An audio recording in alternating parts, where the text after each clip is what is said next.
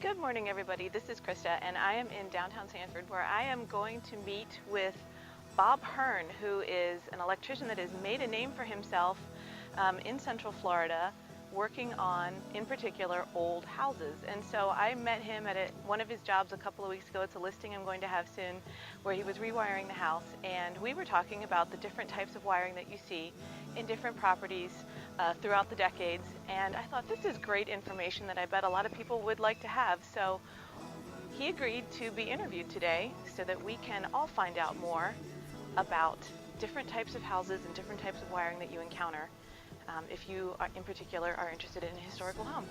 So let's go find Bob. So what is knob and tube, and why is it bad, or why do you want to get rid of it? Well, the knob and tube still works in a lot of these old houses. This house that we're in actually still has some working knob and tube in it. But over the years, the insulation on it has gotten very brittle, and if you start to attach a new light fixture or put in a new receptacle, the insulation just crumbles off of it, and you have hot, bare, exposed wires, which is bad. So that's why the knob and tube is due to be replaced. How can you tell if you have knob and tube? You can tell it's a distinct looking wire. There's two individual wires.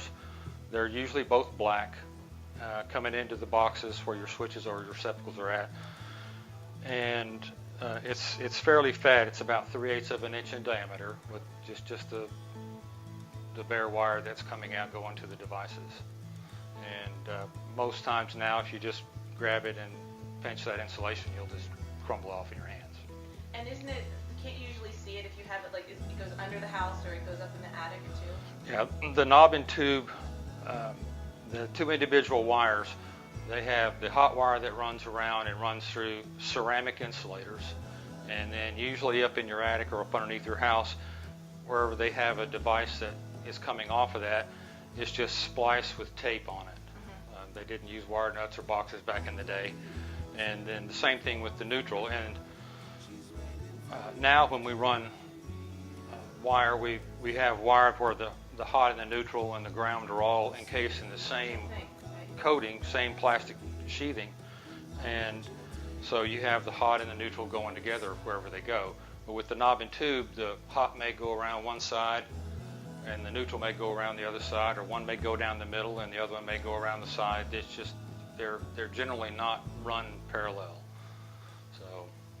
So it's common to get rid of that now and rewire the house. Yes, and I run into a lot of houses where people say that the house has been rewired, and what they've done is install a new panel, put new wires into it, run it down to up underneath the house, and then just splice it back into the knob and tube, and the same thing in the attic.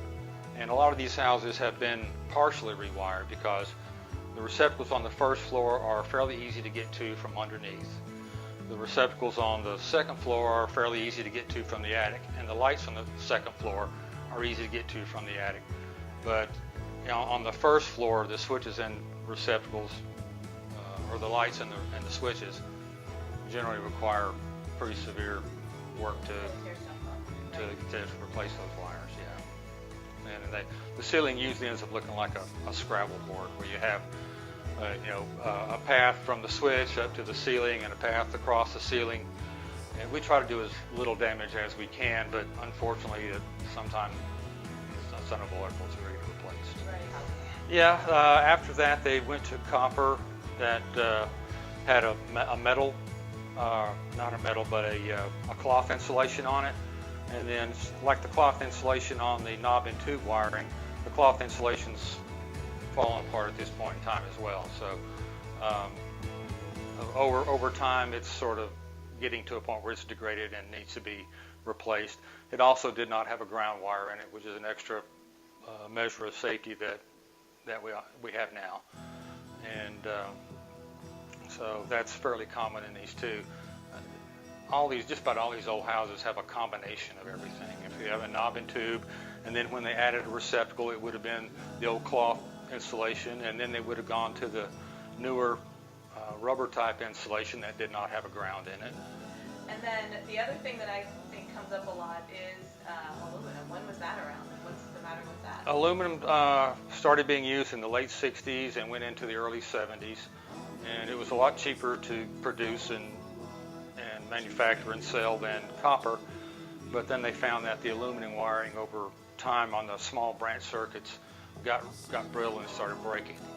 So early 70s they went back to copper and started putting the ground in the copper, and that's what we have today, although it's kind of been new and improved over the years. So if you have a home from the 70s or newer and it's got copper wire, you're probably okay? You're probably okay. There's probably still some ungrounded wire in that period, but shortly after that they started putting grounds in the wire. So, and that's actually a little before my time. I've been doing this about 22 years now. Well, thank you very much. Thank you, Krista. All right. Bye-bye. Bye-bye. Let's see if I can show you these gas light fixtures. The gas is off now, so it doesn't work anymore, but basically the gas comes down through a line in the ceiling, and right here is where you would have regulated the gas to make these light fixtures work. Pretty neat. I can't believe they're still here.